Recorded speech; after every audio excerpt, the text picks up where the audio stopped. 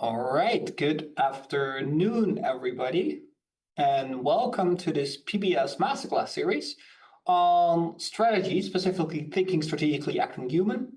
I'll be your guide, Daniel. I'll guide you through this world of strategy and of behavioral strategy, specifically that we're gonna talk about today. I'd like this to be as interactive as possible. So if you have any questions, please just pop them in the chat. And I'll take a read and answer them, and have some interactive components as well. All right. So what's the topics that we're going to cover today in this very quick masterclass? So first of all, we're going to cover what is strategy. And really on a baseline level, trying to think about, well, why should we care about strategy in the first place? We can have strategy all you want, but why should we in the first place? Can't we just run our business and be over with it? We'll then go through, okay, what's the strategic process? And really, this is broader than just your big executive corporate level strategy. It's any type of strategy you encounter, I would argue, goes through the strategic process. So trying to understand this process and trying to understand places where it might not always hold up and places where you might, as a company or an executive, not really think about, can be extremely valuable. Then, because it's a session on behavioral strategy, we're going to work on the role of cognitive bias noise and how that affects strategic decision making. We'll look at some examples of why cognitive bias and noise are especially important and often forgotten in decision making, but why they really matter. And basically, at the end of the day, that's why the title as well, you should be able to act strategically whilst being human, right? I think we have a tendency to either be overly strategic or overly calculative, or really look at the human side, but it's often intertwined, and it's a combination of the two that's important. All right, so just to get us started thinking, what is strategy? And strategy is a concept. So I would argue strategy is all around us, not just in business environments, but every day, wherever we go, we see strategy. So I live in Porto. If I would take the Porto Metro, or any metro for that matter, can I be strategic about that? Yes, very much so. What's the shortest route to get from A to B? What's the most economical one? Some might be cheaper, some might be not. Think about the UK railway system, where actually if I reserve a place, it can get cheaper as well. That's extremely strategic. On their side, it's strategic as well. They're trying to get the right amount of people. They're at the right place. They don't want their metros to be overloaded. So what do you do about that? They try to have a schedule that's on time. They trying to have enough metros, but not too many, because that's actually might be erroneous for the company. So very strategic in nature. I'm a fan of FC Barcelona. Does a football team play strategy? Yes, absolutely, that's strategic in the most real sense of the word. It's 11 players interacting constantly, trying to work out how to basically crack another team and make a goal. It's very strategic, and strategic on multiple levels.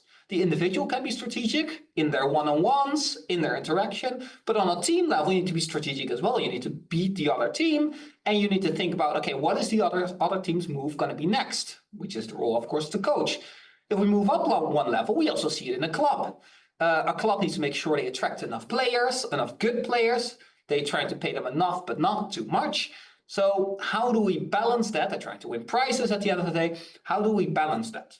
That's strategy. But even something rudimental is just playing the guitar. You can go strategically around playing guitar. What's the most efficient way to do it? Or what gives me the most joy? It depends very, very much on your objectives, something we'll return to later. But it could be strategic. So basically, strategy is all around us. But I specifically want to look at strategy business. I'd love to have a conversation on strategy at Barcelona, but we'll leave that for another masterclass. So strategy in business.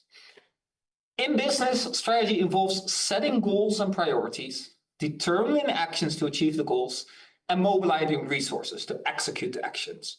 As you might have already guessed here, strategy is very dynamic in nature, right? Because setting goals that might change over time, actually it should change over time. If you have an organization with the same goals for the past 20 years, there might be something wrong there. The actions that you use to achieve those goals change all the time. And the resources that you have to execute the strategy change all the time. And not only the resources you have, also the way you allocate them across different business units. So it's extremely dynamic in nature, the strategic process that we have. It's often also not, strategy is never done for guitar playing. I can do it in isolation, because then what's the best way that I can play guitar for my utility function, happiness, or getting to a pro guitar player as fast as possible.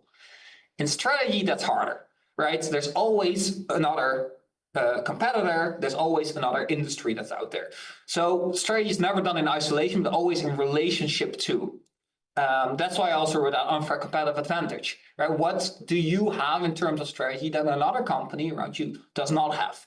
Where if they look at your company, they're like, damn, that PBS, they have this unfair competitive advantage. They have something that we can't do.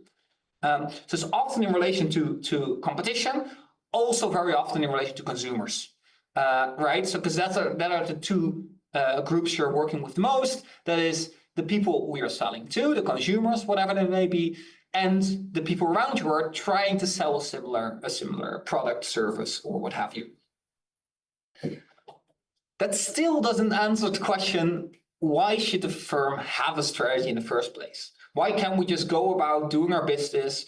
We're all very good at what we do, just go about, do it, and we create value. Well, there's the legendary writer Sun Tzu used to say, strategy without tactics is the slowest route to victory. Tactics without strategy is noise before defeat. We need some type of structure to help us through all this complexity. Because think about all the daily business, especially if you're a larger corporation, but also if you're a startup or a scale-up. There's so much complexity around us. The world is changing incredibly fast. We have to find a way to deal with all this complexity, to deal with all these interactions. There's interactions amongst your competitors, they're doing things. There's interaction within your firm, you're doing things, you are changing. There's interaction on a national level, policies get adopted or don't. There's interaction on the international level, right? Think about terrorists, trade wars, competition, international innovation. So there's so much complexity in all this that we need a way to make sense of all this uncertainty and this complexity. And strategy does exactly that. It gives us a way to have all this complexity that's out there in the world, structure it down, get a set of assumptions, make sure we all agree, are these realistic assumptions about the world? Yes. Then from there, we can model a future state of the world we're trying to be in. And then take actions, there we go again, we have the goals, and we implement and we take actions towards that goal. So just as a quick thought experiment, I'd like to have your opinion here. I have created here a chess situation. Let's imagine we're against a great Russian grand chess master, and we're trying to beat this collectively as a group. We are white, and black is the opposing team. It's our turn. What should we do next?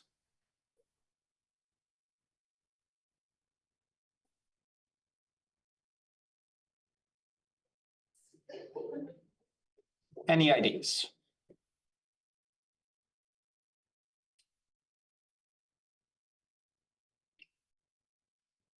Because of course, there could be various ways you could think about this.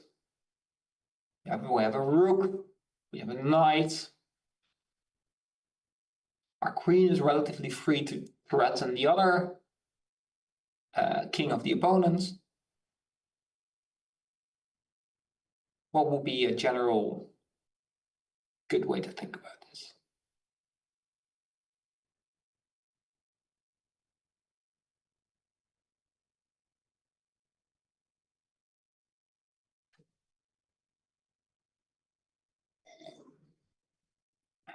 I hope there is enough chess players in here to kind of help us give us an answer to what we need. Right. So I see defend the king. That can make some sense, right? So we see there's a king that's, well, not necessarily attacked currently, but hey, there's a queen that comes along. Rook to b2, short-term move. Yeah, that could be one way to think about this. We attack the knight that's basically now currently in a mode to attack our queen. Save our queen, exactly. Yeah, that's one of the ways I would think about it as well. Queen to h5. indeed. You already see some differences here, right? Are we going to attack the knight that's out there, or are we going to get the queen to basically attack the king, which is a more offensive move? Take the knight, get the black horse. You already see a lot of options out there. Interestingly enough, move the queen. I see all kinds of solutions coming in, and those are all, I would say, great solutions. The problem is they're solutions. We immediately, first thing we did is when I asked us all, let's think about this, what should we do? We immediately thought of a solution. Whereas the solution is only part of this, right? And actually, I would say it's not necessarily the most important part. Really, if we look at the circle shown here, we first should have started at the top. What is the problem? What is it here in this situation that is problematic to us or in organizations, to our firm? Well, what's problematic is that there's a knight that's attacking our queen. A queen is our strongest piece. It has a value of 9. And if we don't do anything, we have a huge problem. Basically, the knight is attacking the queen and we lose our queen. Then, normally, we should have identified causes. What's the reason that we have this problem? Well, the reason in this case is the knight that's attacking us, the offensive position that the opponent has. Then, and only then, will we develop solutions. However, we're biologically hardwired if we see this kind of situation. But it's exactly the same if we're in business, to immediately think about solutions. Right? We introduce this product that's going to take the market. We're going to do this innovation. We're going to do this acquisition. We have to do this divestiture without thinking, wait, on a very basic level, what's the problem we're trying to solve? And actually at a larger level, as an organization, what problems do we solve? A. Are these worth solving? B. So are these problems that the world cares about? And in the world of business, that will be your consumers, people who are taking your services. And C, should we solve it? Are we, in a world of competition, the ones that should solve it? I often get cases where entrepreneurs pitch startup ideas to me, and I always ask, why hasn't this been done before? It might be that you have the 1 in a million chance and the 1 in a million idea, absolutely. And that's also innovation, and especially radical innovation. But there is a reason why somebody else hasn't done it before, right? So the identification of what is the problem on a basic level that we have to solve, that we can solve, and should we specifically solve it, or is the competition around it? So basically, first we identify the problem. What is the problem that might be there? You can also call them opportunities or goals. It depends on whether you're an optimist or a pessimist, basically. But it's really on a baseline level thinking, what should we as an organization do on a high level, but also as a business unit level and even at an operational level? Is this a problem that's worth solving? Then we identify causes. Why do we have this problem? Is there something in our environment that happened? Is there something internal that happened? Somebody has left, or we have an innovation, or we identify causes. Then we develop solutions. Not a solution, solutions. We're very wired to immediately think about one solution and then find evidence all around us that supports that hypothesis, confirmation bias. And this is hugely problematic because what if an alternative would be better?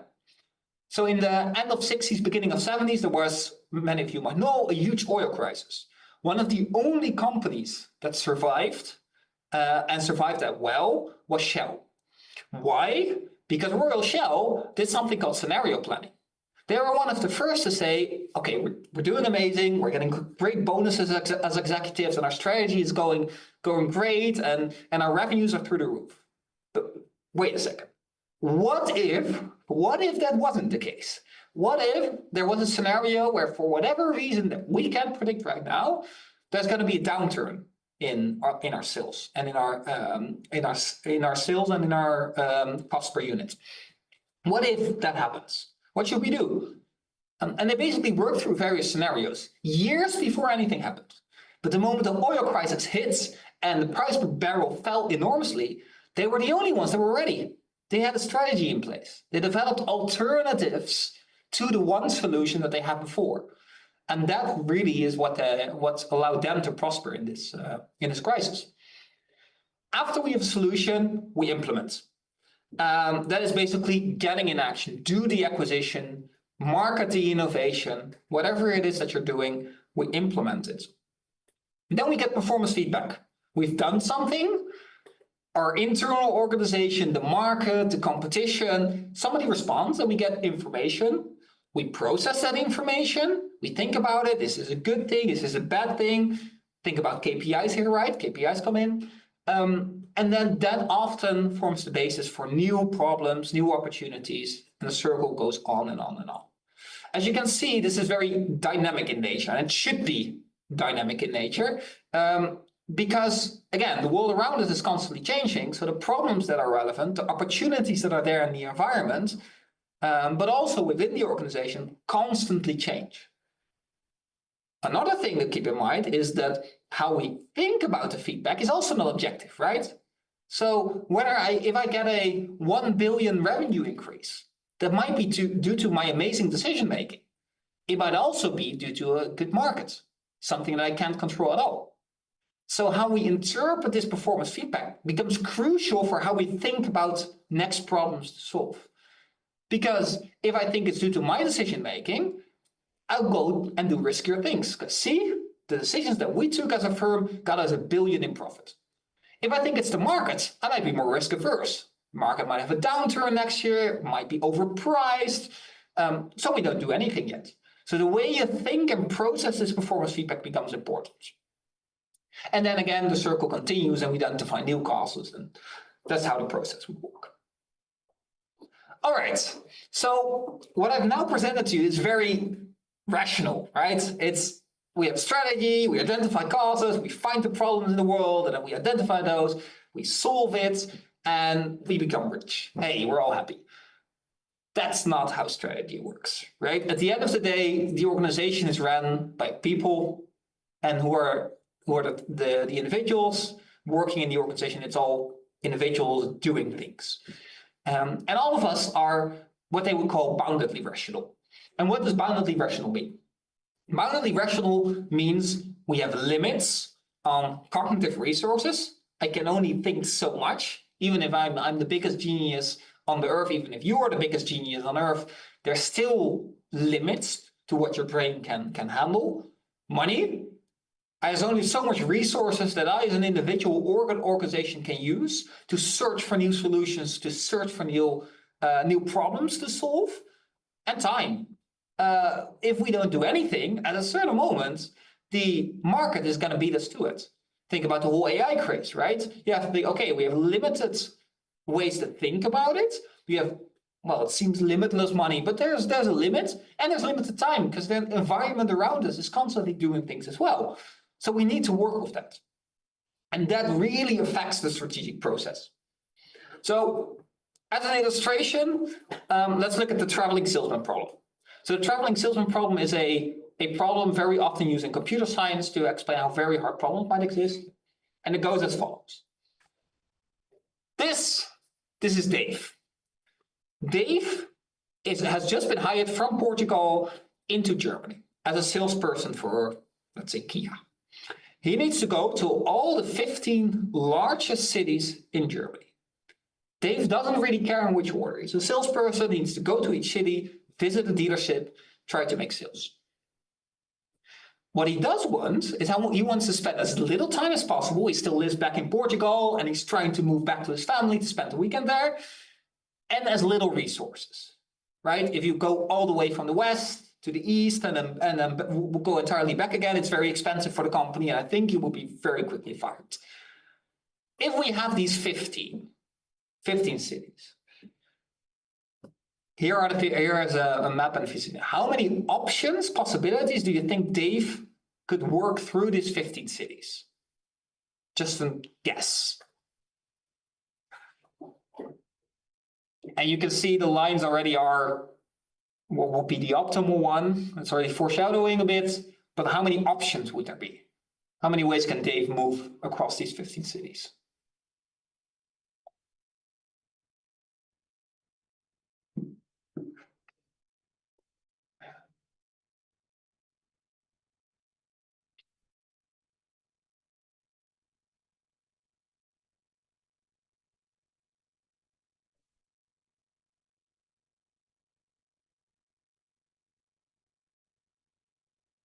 You can already see, by the way, all the.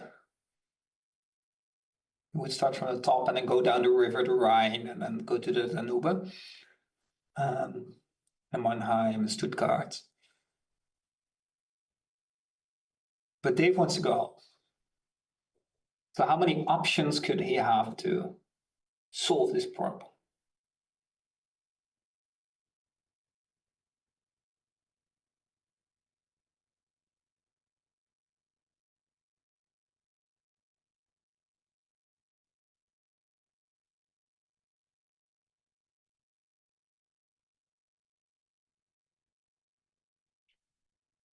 Any guess on which?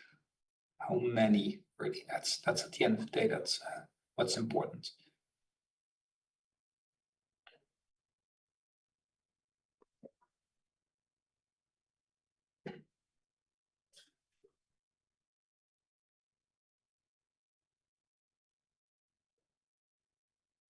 You can already guess it's going to be a lot, but again, we're just trying to think through a very relatively simple set priorities first. Yes, okay. But if I say, Xiao, the priorities indeed are, you would have 15 cities. You're trying to do as little distance as possible because it's expensive, and little time, right? Traveling between the city from Berlin to Hamburg take time. So we have to think about what will be the most efficient. Yes. So 15 factorial. You have 15 options, then we have 14 and 13. Yes. So I see a few 15 factorial options indeed. Yeah. So that's indeed. So it comes down to around 42 billion options, 42.5 billion options, which is a lot, an awful lot for actually a very simple problem. This is a problem that you should be, if you're a salesperson, it's a problem that you come across and you have to come across. So this is an example of how there is this limit that we have, right? We can calculate the optimal way, but it's really expensive because there's 45 billion options that we have to get through. So how can we then fix it? In case of the traveling salesman problem, it's actually using rules, decision-making rules. Decision-making rules are what we call heuristics. And they're basically ways to simplify a decision-making environment and say, okay, we're going to take a simple rule out there. So for example, the one that works really well in the traveling salesman problem is, say, go to the nearest city. Just on your list of 15, you know where they are. Start, for example, in Berlin, go to the nearest city. We'd say that's Dresden in this case. Then go to Leipzig, then go to Nuremberg. In the traveling salesman problem, that doesn't give you the optimal answer, but it gives you a very close to optimal answer. And that's good because we're doing strategy. So we trying to calculate all the alternatives out there, but at the end of the day, one of the defining characteristics of strategy is that we have to make a choice. There is a choice to be made. So we can only analyze so much. But it goes to show that even those simple problems can be incredibly hard to solve. And we are boundedly rational. We don't have the time, we don't have the money to go through all this, and we don't, at least I don't have the brain power to do all that. So we have to find a way which is easier to solve these problems. And heuristics can be great. However, of course, heuristics are decision rules, simplified decision rules. If A, then do B. Often that's great. And we do them all the time, by the way. If I take the metro, I will always take metro A, because that's the metro in Porto that goes from the place where I live, Matosinhos, to the center. I will not even look if there might be a bus that's closer, because it's a decision-making rule that I've adopted. It's simple for me, it makes me feel good, so I always take it. However, this can introduce, and often does introduce, problems when we're trying to make strategic decisions. And we see these all around us. And they're basically divided into two buckets. Those are noise and cognitive biases. So let's think a bit about what this is. So let's imagine we're all at an archery range. We're 10, 15 people, and we're all gonna game and play a game of archery. So we're all gonna shoot a few arrows to the target, and the team that's closest is going to win. So we have 4 teams, and let's look at our results. So team A is very consistent, right? I mean, it's precise and very consistent. Team B is consistent, but it's pretty far off from where we should have going. I mean, it's far up to the left. If you look at points in archery, you know a bit about archery, this is not going to score too well in the Olympics. Team C is relatively on average in the middle, but all of them are pretty much missing the mark. And we look at Team D, it would be completely off. Because even if we take the average of all the five arrows that we have, it would be off. And even if we take the standard deviation, it will be off as well. Basically, this is a way to think about the differences between bias and noise. So specifically, noise is non-structural deviation based on underlying heuristics. I'll explain this a little bit. So what I mean there is that noise is things we feel on a daily basis, right? It's not very consistent, as in you might have a consistent feeling, but it changes over time. Something good happens, I see a dog walking around, I'm happy again. Relatively affected by emotions, time of day, and mood. This is very much on variance, but still based on heuristics, the decision rule. But they're more standard deviation type. So they happen, they come and go, they're part of everyday life. Levels of noise, as you might already imagine, change depending on the situation. I'm happy if the dog is there. If the dog leaves, I might not be happy again. So they change all throughout the day. This is great research where they look at fingerprint instructors. And basically what they do is these fingerprint instructors are known to check a fingerprint and then basically say, okay, I have this fingerprint from the crime scene. How well does that connect to a fingerprint in our database? They have basically three options. They can say, yes, this fingerprint is this person. No, this fingerprint is not this person. Or, I don't know, I have to take another look. What they did is for 50 examiners, they gave a set of fingerprints in the morning. And they looked at the results, at the reports that they got, and they gave the exact same set of fingerprints in the afternoon. And remember, if the answer is yes, this is the person, it can be years in prison, right? These are murder felonies and really bad things. They found that in 78% of the time, the decision made in the morning on the fingerprints was different from the one in the afternoon. The exact same fingerprints, the exact same examiner, very high stakes. I would say this cannot get more important to somebody's life than that decision. 78% of the time, change. Why? Well, noise. Because they felt different. They hadn't slept that well, and they might have feel better at the end of the day. They're tired. They want to leave. There's all these reasons why that may happen. But it does show that it heavily affects decisions we make as decision makers, even at the top of organizations. There's this other piece of research that shows that, at least in the US, if you get your hearing for a sentence on your birthday, on average, your sentence is going to be about 25 to 30% shorter. Because the judges subconsciously want to do you a favor. They make you want to feel good. Noise, right? Changes depending on the person. The alternative is cognitive bias. Cognitive bias is more structural in nature. Think of the mean, right? So it's the team that was consistently off to the lower left. These are, again, deviations for normative rationality, so what a normal person would do. They're, again, based on decision rules, but they're consistently applied wrong. And that leads to really huge problems in organizations, and we see them often. As I explained, they're often more structural in nature, and the level of cognitive bias tend to change less frequently, right? If you have a tendency to, for example, like the status quo, don't like change too much, it's relatively hard to change. You can over time, but it's hard to change. And these structural deviations, therefore, are incredibly important to think about when we make these decisions. Why? Because to the decision maker, they seem correct. I prefer the status quo. Why don't you prefer the status quo? because our brain tries to ensure that you feel good about yourself. So if you have an inclination for the status quo, you're going to prefer the status quo and think that's the right answer.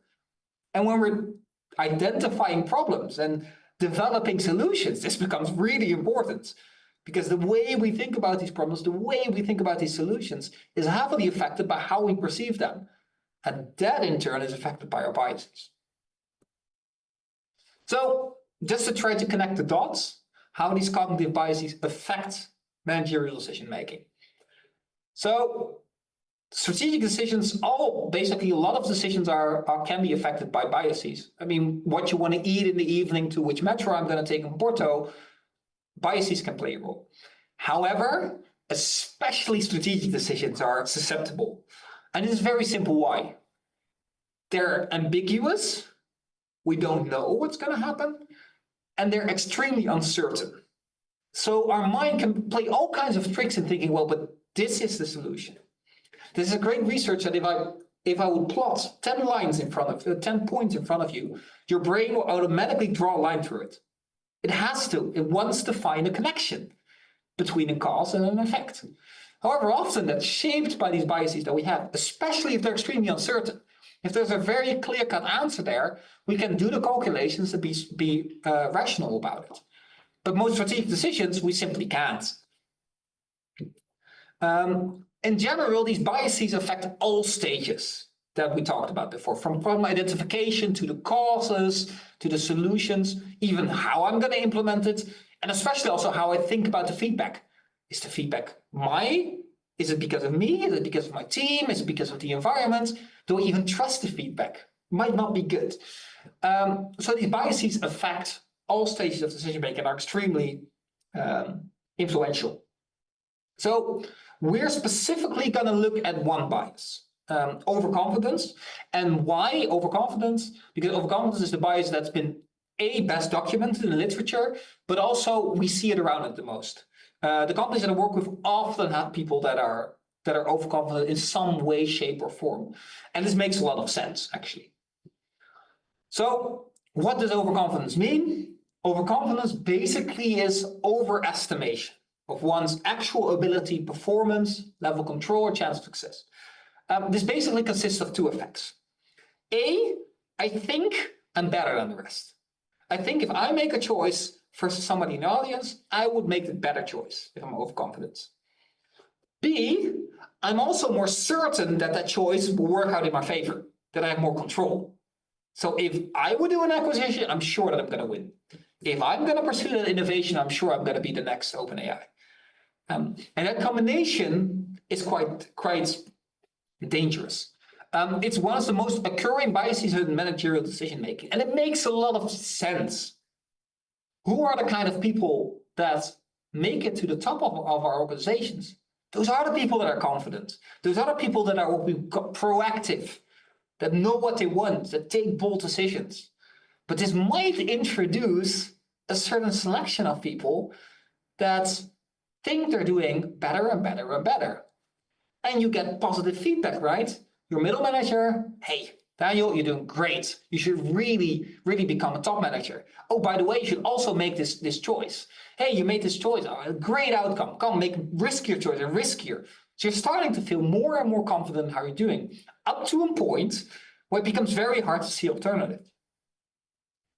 And really, this can influence all stages of decision making.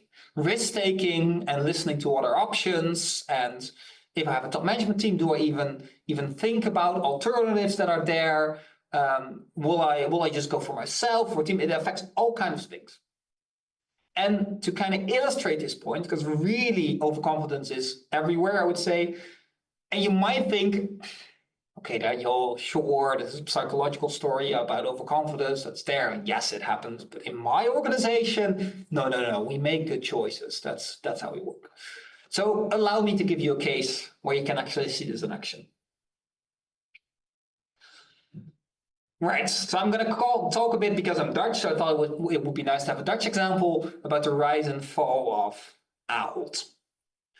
So Ahold was founded in 1887 under the name Albert Heijn. It had rapid expansion. From 87, it used to take over all kinds of different small supermarkets and had a brand where it would focus on quality, more upskill in sales, as in the consumers would be middle class and above, higher quality products, and a lot of promotions. They went public in 1948 on the Dutch stock exchange, the AEX.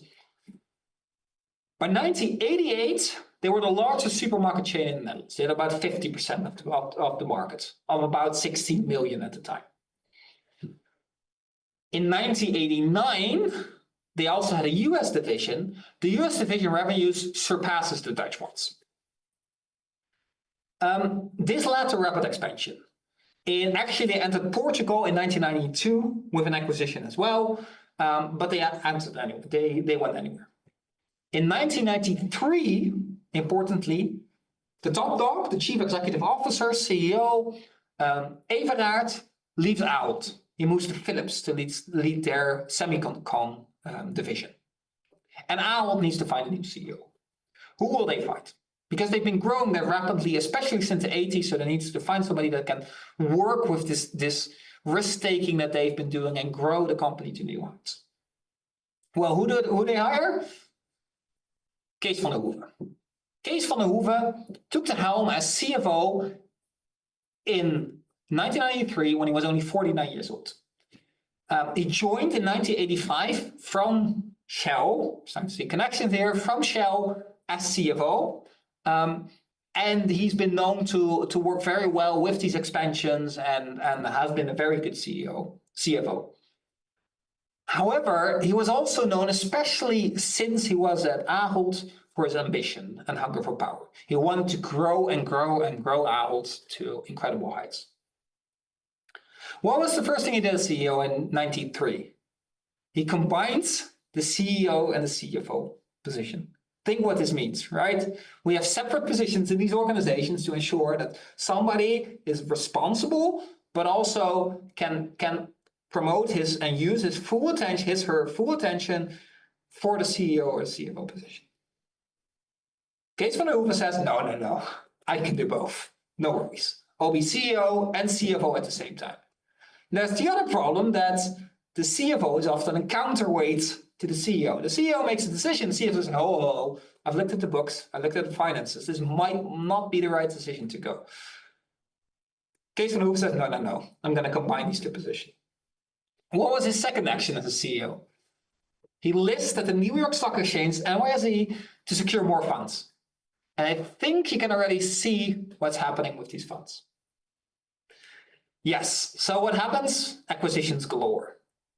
In 1994, they acquired Red Food Markets, a moderately sized, especially New York food market chain, for $124 million. In 1995, they acquired Mayfair and Melmarks, one for 188 and one for 87 million. At the end of 1995, they had 2,500 stores worldwide, 1,572 in the Netherlands, 653 in the US. They actually had a relatively large presence in Portugal as well, and 69 in Czechoslovakia. But as you can imagine, that wasn't really what Kees van der Hoeven wanted. That was not enough for him. So in 1996, he did an acquisition of Stop and Shop, which is quite a large supermarket chain, also in the US, for $3 billion. Now, this acquisition was interesting because it was a relatively swift deal. Normally, they would take their time, they would find targets, and they would say, okay, we're going to get your product and inventory management system that you have out. We're going to get the Ahold system in, and we're going to optimize that. So they would buy relatively cheap, undervalued supermarket chains. They would get a superior system in, centralize stuff like HR and IT, and then they would reap benefits from this acquisition. But this was different. Stop and Shop, they did an acquisition of $3 billion, which I would argue is a lot, especially for a supermarket, and did it within a few months, without even thinking so much about it. In 1997, expansions also happened in Poland, Malaysia, Brazil, China, Singapore, and Spain, all in the same year. You can kind of see what's happening here, right?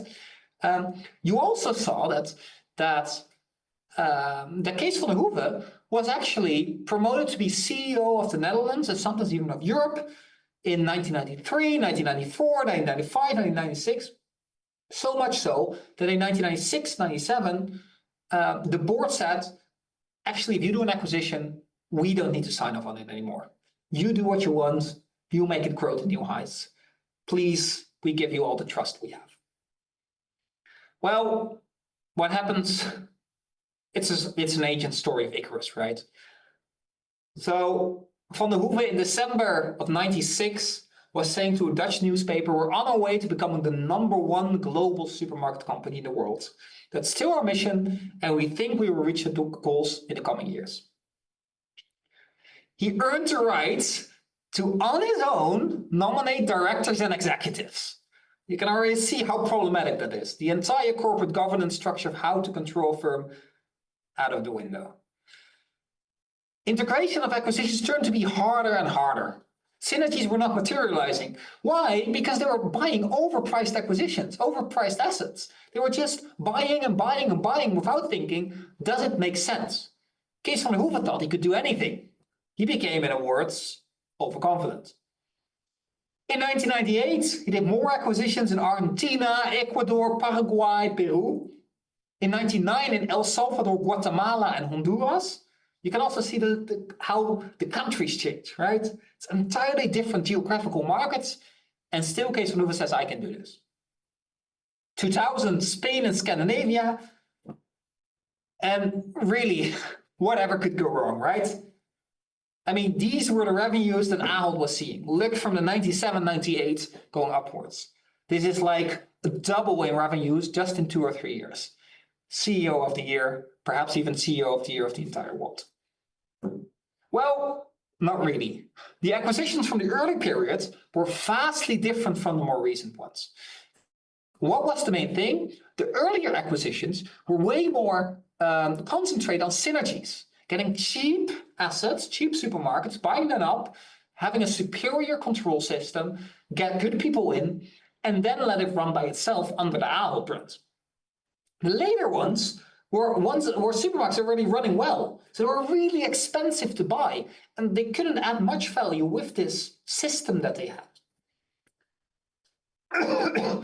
Ahold was the 58th company of the world in the Fortune Global 500 in 1999 versus the 119th in 89.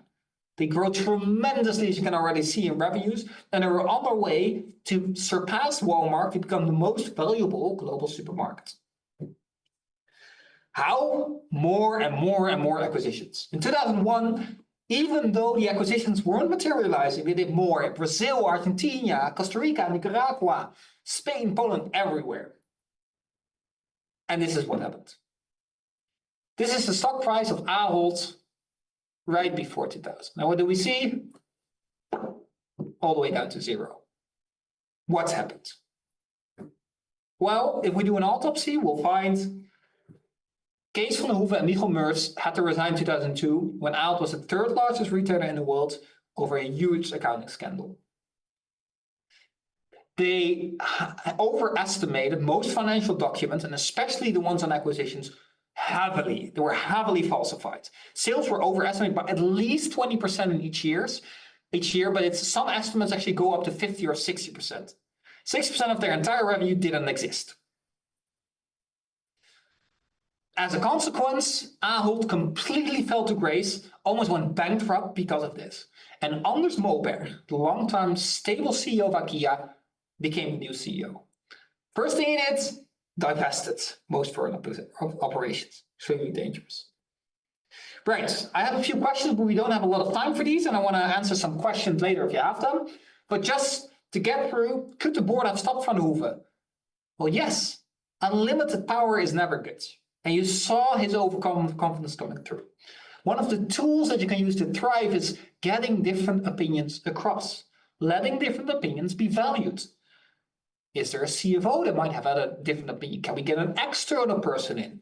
What was the board of directors and especially the president of the board doing? And a chairman? Might there be ways we could counteract this potential power? What was Ahold unfair competitive advantage? You would think it was supermarkets, but it wasn't.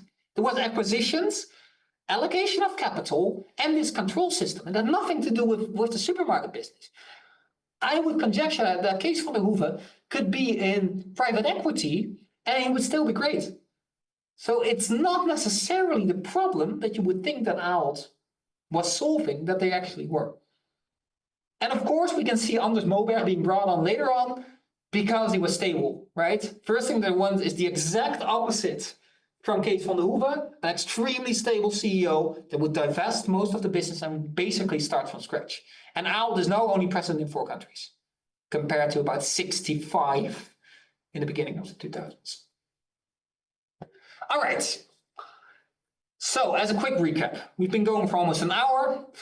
Hopefully now, at the end of this masterclass, you have a sense of what strategy is, why strategy is important, why should we care, why should we do strategy, why should we plan, why should we create, why should we execute strategy,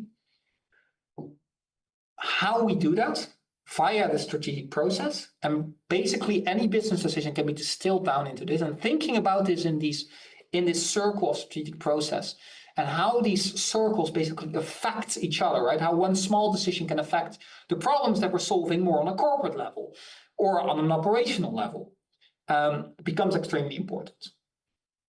What noise and biases is, why it matters, right? Strategy is never done in a vacuum. There's competition, there's customers, there's employees, there's talent in our company.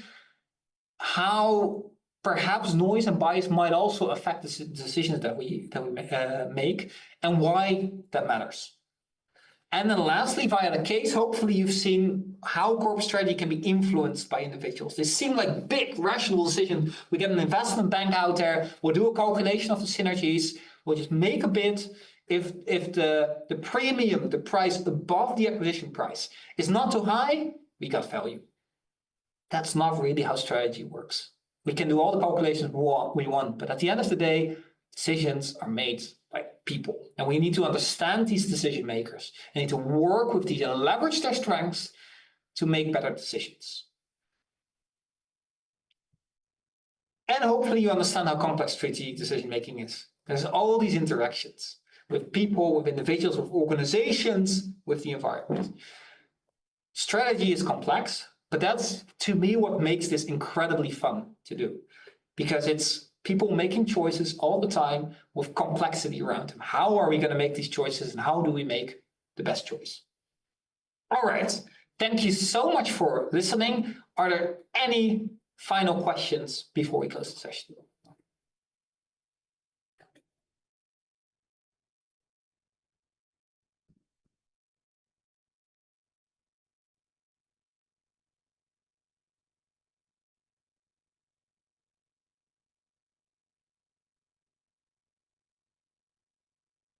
There is a bit of the delay, so I'll wait to see if there's anyone has any questions.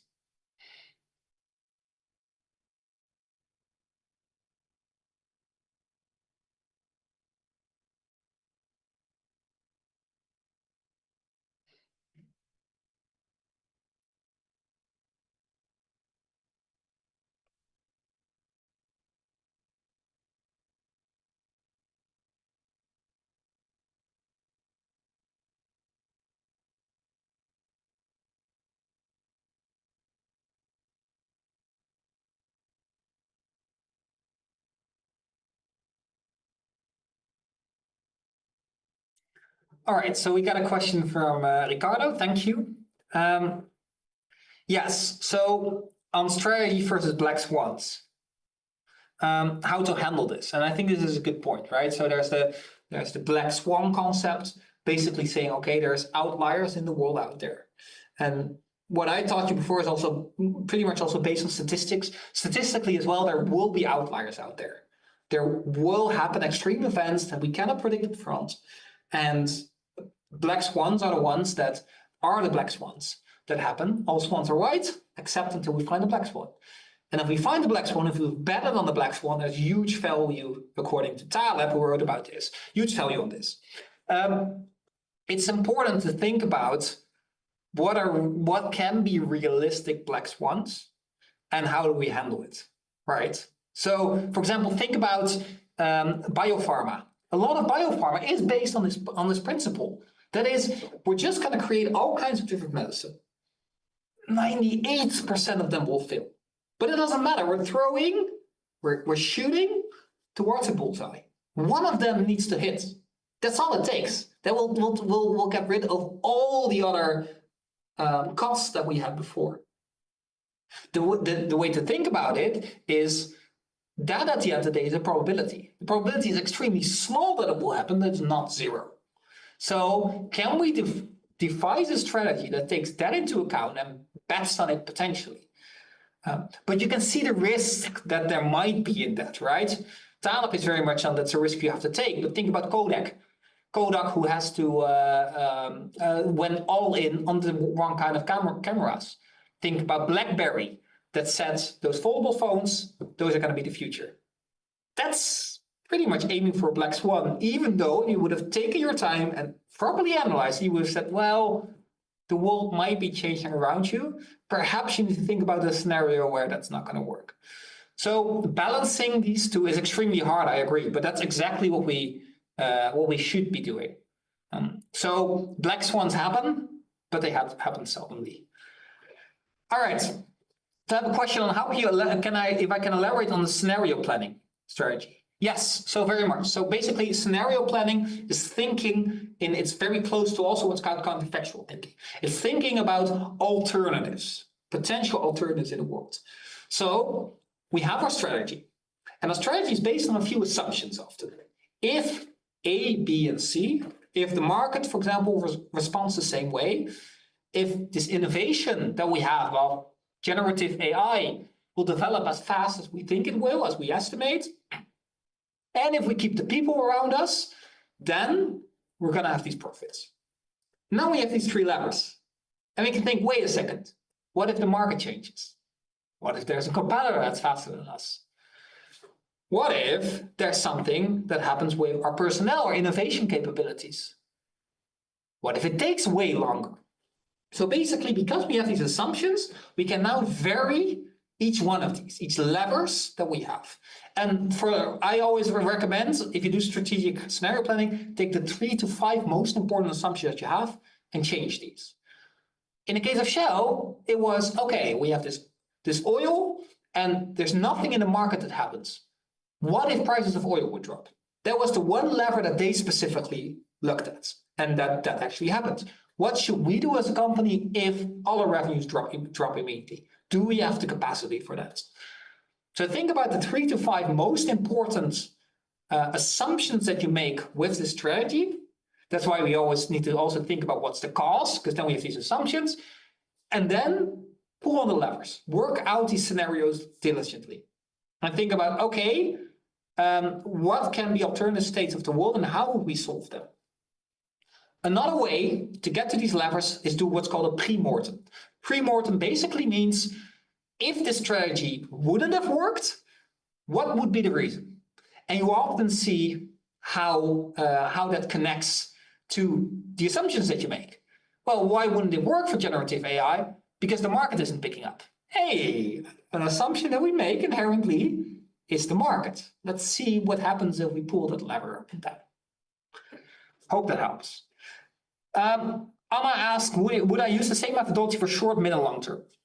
There's differences, right? And I think at PBS, we have multiple programs where we kind of teach these differences across their individual differences. I would say that the strategic process is the same all across, in principle. However, indeed, if I'm doing corporate strategy at the top management team level, if I'm helping companies there, our timelines are longer. So there's way more uncertainty that we have to build in. There's way more interdependencies that work around. The moment I'm helping a team of 3 people to be better at a factory, it's very defined. So we need to find the problem, but the amount of problems that might be relevant grows smaller, right? It's optimize your, for example, the downtime of a machine in a factory, which is a really important variable. So it becomes less Not necessarily less complex, but there's less options out there. And then we can work out the solutions for that. But on a basic level, it's the same with individual flavor differences on especially interdependencies and how do I work with these interdependencies. How do we ensure strategy is part of everything and not just a CEO? Yes, and I think this is a very good question. I think most people, especially on the middle management level, think I'm not doing strategic things. And I think that is wrong. And most companies should actually take a combination of top-down and bottom-up strategy. So if a device strategy, if I'm Kees van Hoeven, I would look at what bird's eye view do I have as CEO, because I'm above daily operations, and is that valuable? But also, can I go to a storefront and say, hey, we have this new system that we use to bag groceries. Does this work? You work through this every day. Does this work? And some people might say, some employees might say, I don't want to be part of that process. Some of them might be actually very willing. And those might also be the ones that might be capable to rise through the ranks to become managers, because that's exactly the strategic mindset we need. But strategy is ideally always a combination from a top-down thing that comes from the top management team and bottom-up from the people who actually live the strategy, actually execute the strategy. Ines had a question, what's the best way to involve everyone in the company strategy? Yes, good point. Part of the reason why I showed you this circle is because hopefully it's understandable. It's not, okay, we're gonna get some very complex terminology, we're gonna do some complex calculations, here's our results, go fix it. No, we're trying to get the people along to understand, okay, this is what we stand for, this is what we do. Do you think that's a good thing to do? Yes or no? Why? Okay, we're thinking of this as a solution, but this might also be a solution. What do you think is better and how would that work, right? It's getting people along on the journey of why you've made a certain choice. And part of that is often thinking about, okay, where do I want the organization to go in the future? And then think about, okay, can I get people on board for that future, the vision? If the answer is yes, then we can start designing a strategy. And then as long as a strategy aligns neatly with the vision, you can always go back to that. You can always say, well, but do you agree that we want to be the best healthcare company and give the best care to our consumers in 10 years? Yes? Okay, then these are some of the options that are out there. And this one is the one that I've chosen because of reason A, B, C. I would say most employees, almost all employees they're not stupid. They're amazing and they're great and they're talented. And that adds value. So we should really think about that. All right. Lisette has a question. One question on inorganic growth versus strategy. What are key elements you recommend to handle for M&A pipeline evaluation in strategy cycles? Right. So this is a relatively specific question, but thank you. So I think M&A pipelines are an interesting question. I think one of the things that I see at least, especially also working with consultancy, VCs, and banks, is it's that they very much look at the calculative side of this. So if I'm an M&A pipeline, if you do M&A, you think about this is the price of that potential asset. This can be a company, it can be a product, IP. This is a price of a potential asset. Is that under or overpriced? Question one. For what price can we get it? And then the third is, if we would own that asset, would that add value to the collective of our company more than the asset does now? Because then we have what we call synergies. However, I would say be cautious about it. Acquisitions can be extremely valuable and pipelines can be an extremely valuable way to grow. About 85% of acquisitions fail. Acquisitions almost always, if you announce an acquisition, if your publicly traded stock price goes up, within a year or two, it often goes down. And why? Because there's synergies. We have to estimate how much value we're going to add. That's very human. And that often leads to things like overconfidence. So my suggestion there often is, okay, think through again alternatives. What if this acquisition was not successful? What might be reasons? Often it's post-merger integration. Are cultural differences too large?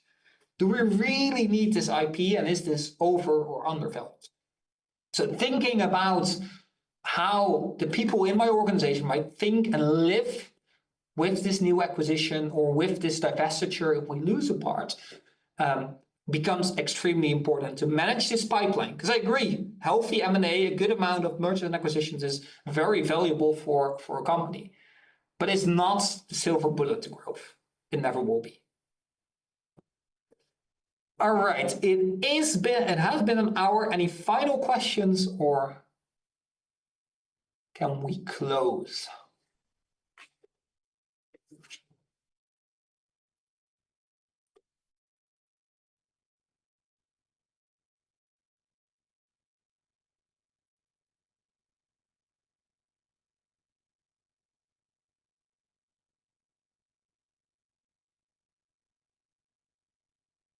Okay, I don't think there's more questions. In that case, thank you very much for this session. Feel free to email me or add me on LinkedIn with any questions you might have about this topic.